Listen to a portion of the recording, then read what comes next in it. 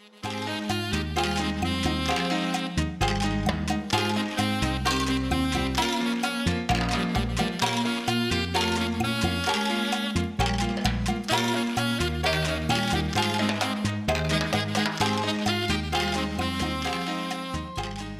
morning and welcome to our kitchen.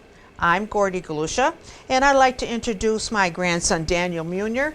He's the youngest of 3 boys. He came to cook with me because Nancy and John are up in Maine. So we're going to try to put on a show for you. Please don't laugh too much, but anyway, we'll have fun doing it. What are you making? Today we're going to be making Southwest style pasta chicken casserole and a chocolate cream pie. And I'm going to start off with myself first because I have to bake my pie crust for 15 minutes.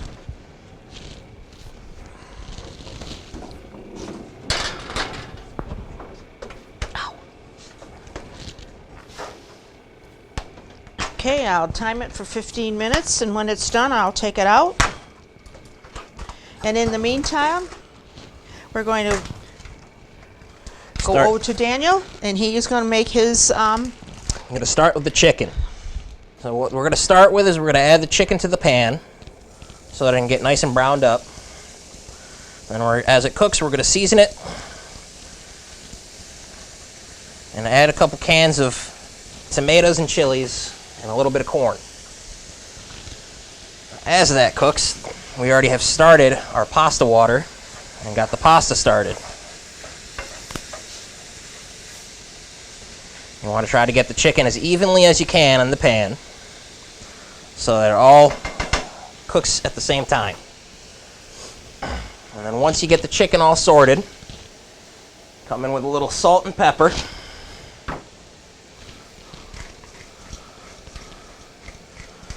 You just can put in as much salt and pepper as you like, but you know, everyone has their own tastes. I like a lot of pepper and a lot of salt.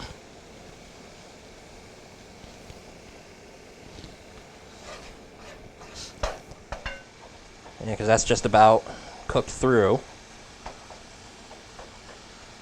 And once it's cooked through... It'll cook the rest of the way when you put it in the oven. It's in the oven more to help everything else meet a little. Yep. All the flavors, so it's cohesive. Just got to let the water get out. Because if you let the water sit there, it's going to make it harder for the spices to adhere to the chicken. And that's what you're looking for, is a nice, crusty little pebble of chicken. Mm-hmm. That's why you put the salt in first, so you can get the water out. That's the reason you did that first. Yep. Oh, okay. Put the pepper in, because, you know, people like salt and pepper. If that's all they want to do, that's all you have to do. So our chicken's cooked. I got about 1.5 pounds in the pan. After salting and adding a little pepper, let all of the water boil out of it so that it's nice and dry in the bottom, and you can get those little brown bits to start cooking onto the chicken and into the pan. That's what we were waiting for. Now we can start adding some spices. I got some chili powder, put in about 2 tablespoons, some cumin, put in about 2 tablespoons of that too. Some smoked paprika, about half of what I just put in of the others. Garlic powder, about the same amount as the paprika. And same with the onion powder. And then, because I like things a little spicy, a little bit of cayenne. Yoink. And we start mixing all that together, and that's going to help form more brown bits at the bottom of the pan.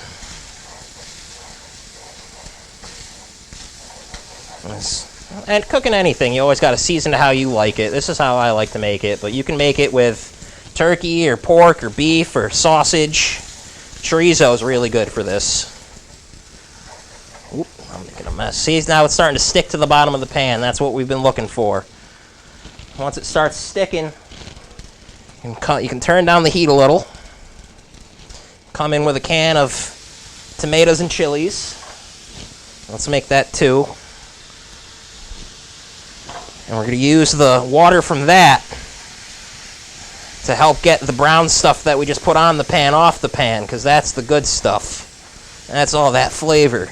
Chicken fat and the spices all cooked through and releasing a little bit extra.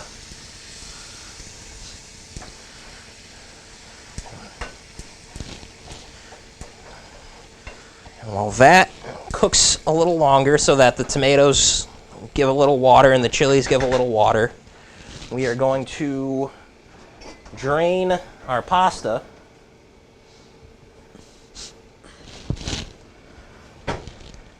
and get that ready for the next step.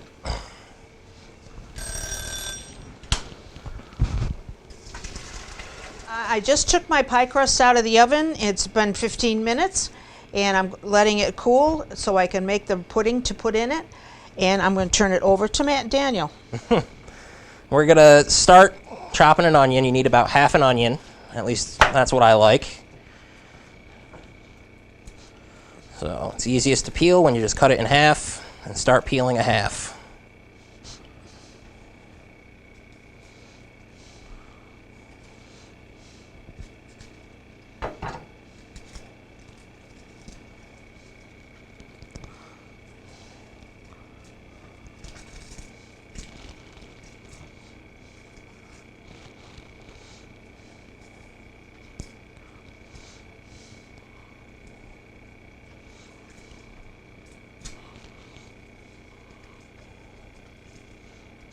It smells good, Daniel. Oh, it's the spices.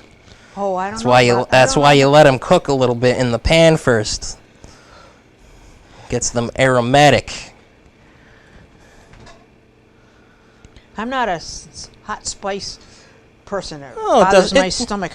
This recipe doesn't end up being incredibly spicy, but once you got the onion peeled, there's a lot of ways to chop it. The easiest way is to curl your fingers around the top and just start and slice.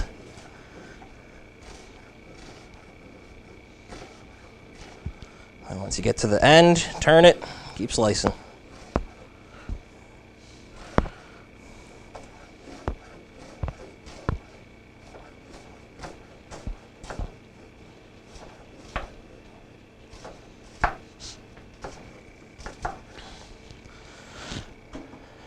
And once that's all chopped up, you can get that into the pan with the rest of the meat and vegetables.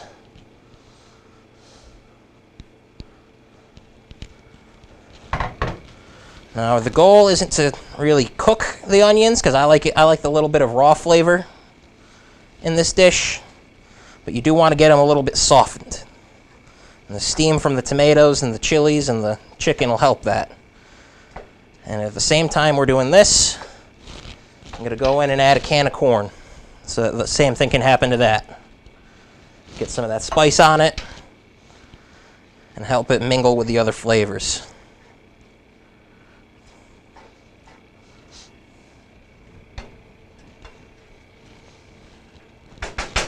And you got to let that cook.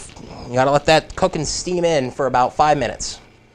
So we've let the pan steam up a bit, and those onions are starting to get translucent around the edges and picking up a lot of that spice. That's exactly what we're looking for. And now the next step for this casserole is the best step in any casserole, in my opinion. Add a block of cream cheese to the pan. I like to cut it into 8 pieces, try to get it around the pan the best I can.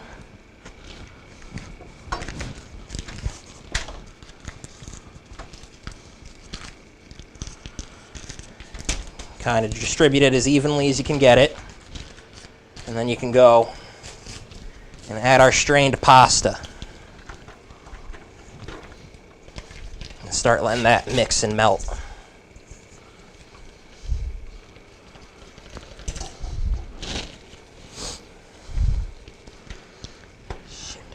Once you got that nice and going, all you simply have to do, pour over our beautiful pan of chicken and tomatoes and onions and all the good stuff. And start mixing that in.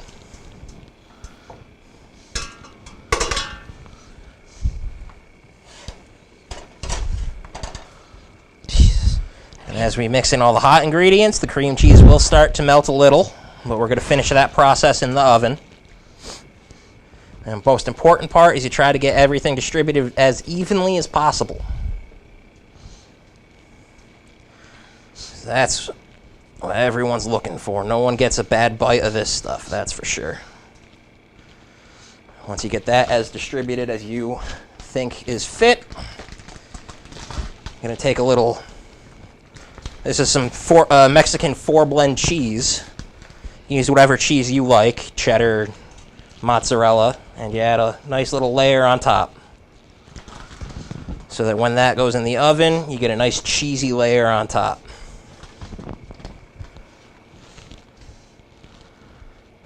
And there is one last ingredient that is entirely optional for you people that don't like spicy food. But again, I really do like my spicy food. So I got some pickled jalapenos here. Just going to dig a couple of those out and lay them right on the top and make it look nice and pretty. That way people know this is a little bit of a Tex-Mex going on.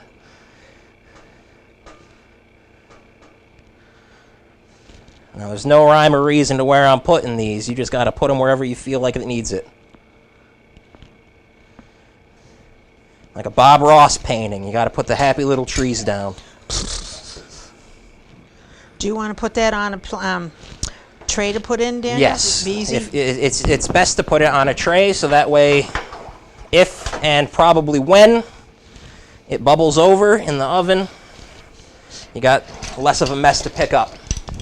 And I'm just going to put this in the oven at 350 for about 20 to 40 minutes.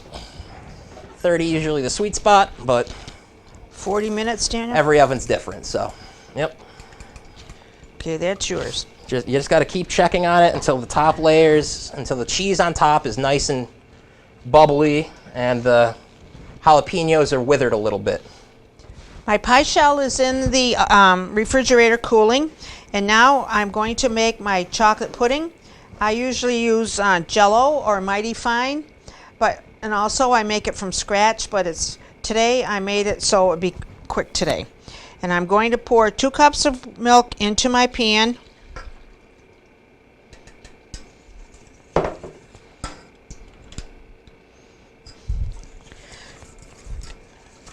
Make sure all your pudding is in your pan and it's all nice and smooth, but you have to keep stirring it so it won't stick.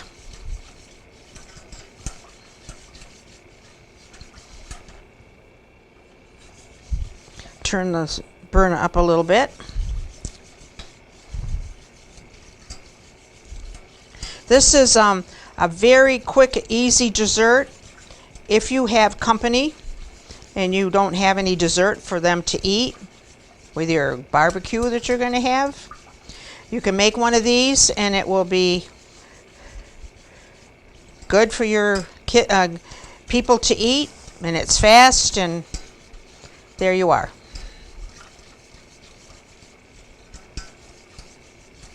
It's quick and easy. It takes a little while for it to warm up and to thicken. You just have to be patient. Sometimes you are patient, sometimes you're not. All depends how much time you've got to make this. As you can see, it's starting to steam. Now when it gets warmed up to temperature, it will thicken up.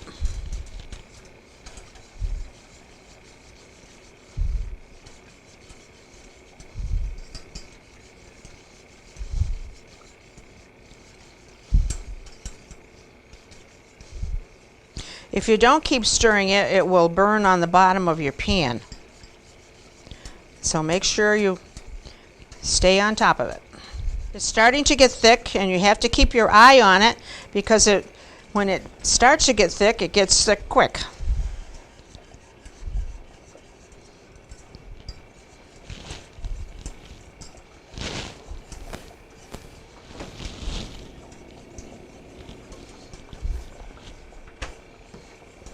Thank you, Daniel. Okay.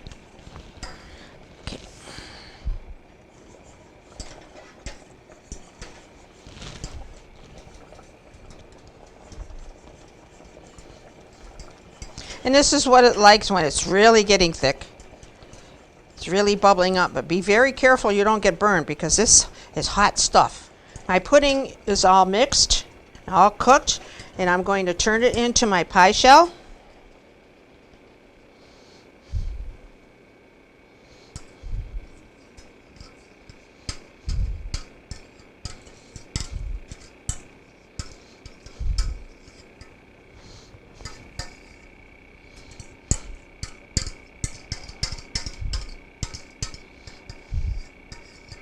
This is what happens to your pan if you're not fast.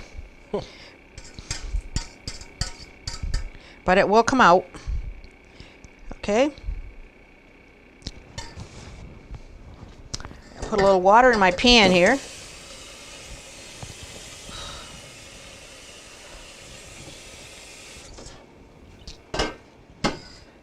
Daniel, if you'd open up the refrigerator door, please. Sure. I'm going to put my pie into the refrigerator to cool. Now I'm going to make my whipped cream. I'm going to make whipped cream from scratch. Usually I use a can of whipped cream, but this is usually good too. So I'm going to whip my cream. So stand back, everybody, because usually when I have whipped cream, flour, or powdered sugar, I have it all over the studio.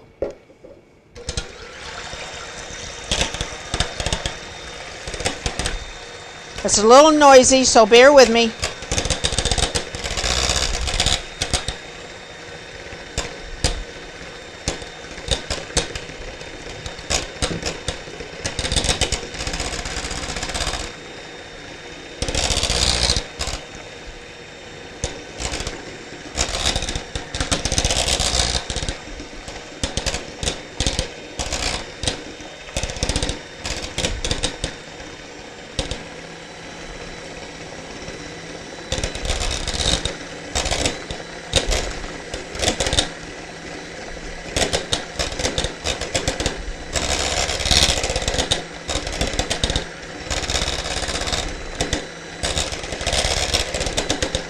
It's almost ready for the sugar and the vanilla.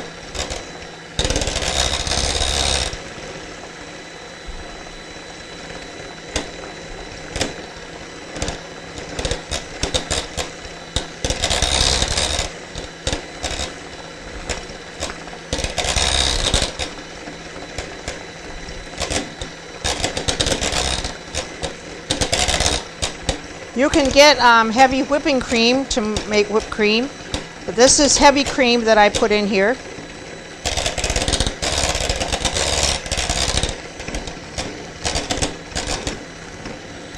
See, it's coming together.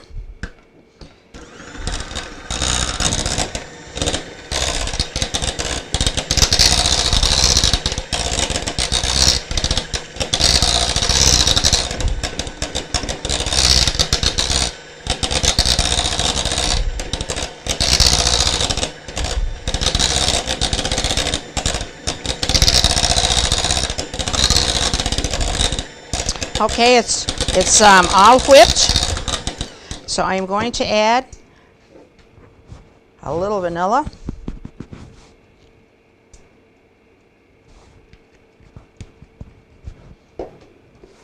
And a little sugar.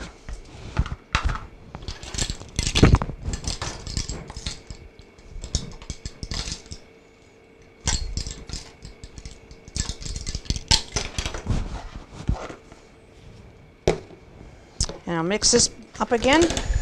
Make sure you get all your sugar and vanilla in.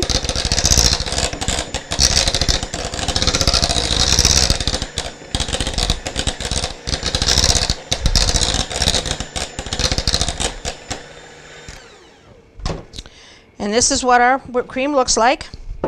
And that will go into the refrigerator for a few minutes while Daniel's casserole is baking. And we will clean up and we'll be when we come back, we'll be at our table. Right. So it's been about half an hour, and the cheese is all melted. The jalapenos are starting to wither just a little bit. And doesn't that look delicious? And when we come back, we'll enjoy our meal over at our table. We're now back at our table, and we're going to show you what we made today. We have a delicious casserole and a good-looking chocolate pie. This is 287 program, and I'm going to turn it over to Daniel so he can tell you what's in his casserole. All right, so for the Southwest-style pasta casserole, we started off with 1 pound of penne pasta, 1.5 pounds of ground chicken, our group of spices, 2 cans of tomatoes and chilies, and a can of corn. Topped that off with 1 brick of cream cheese, about 2 cups of cheese, and about a dozen or so jalapeno peppers. And let that cook in the oven once it was all together for about 30 minutes. And now we'll go back to my grandmother to tell you about her chocolate cream pie. To go along with Daniel's casserole, I made a chocolate cream pie. Very easy to make. It's made with a frozen pie shell. And I made some chocolate pudding. And I made homemade whipped cream. And with the 2 of them together, it looks like we'd have a very good meal. But please try this chocolate pie because it's very easy. And as I said before, if you need a quick dessert, this is one to make. If you would like any of these recipes, please send a self-addressed stamped envelope to Dalton Community Cable, 151 Park Avenue, Dalton, Mass. 01226. And that's all from our kitchen this week. Hope to see you next week.